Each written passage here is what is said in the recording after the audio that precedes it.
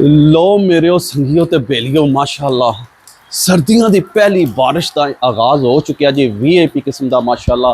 तो जनाबे अली तक लो कितनी तेज़ जोरां की बारिश लग गई जी। अल्हम्दुलिल्लाह अल्हम्दुलिल्लाह।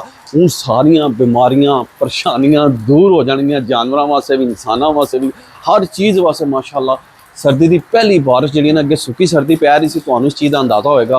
तो अस्पतालों के अस्पताल भरे इस कसम लै लो। मेरे अपने बच्चे बीमार, मैं भी बीमार। तो माशाअल्लाह बारिश तेज़ हो जा रही है, बारिश तेज़ हो जा रही है। तो लो मामू पाकिस्तानी है तो दिखाओ जी जरा।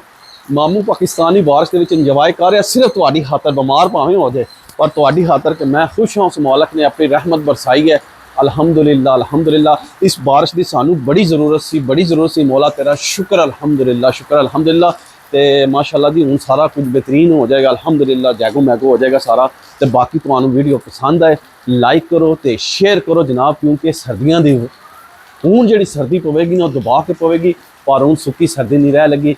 बीमारियां खत्म हो जाएगियां। हूँ इंजॉय करो, कोले पहाओ तो सरकार मैं आना कि हलवे खाओ बढ़ा के, तो पनीरियाँ खाओ, तो पिस्ते बादाम खाओ, तो सर्दी इंजॉय करो। मैं तो सारा गिला हो गया, सारा गिला हो गया तो इश्क की खातर। बाकी लव यू हो गया। हाय हाय हाय हाय। इस बारिश च भी नहाने का अपना ही मजा, तरस गए बारिश तुम यकीन मान लो। इस बारिश के भी ना नहाने का अपना ही स्वाद है।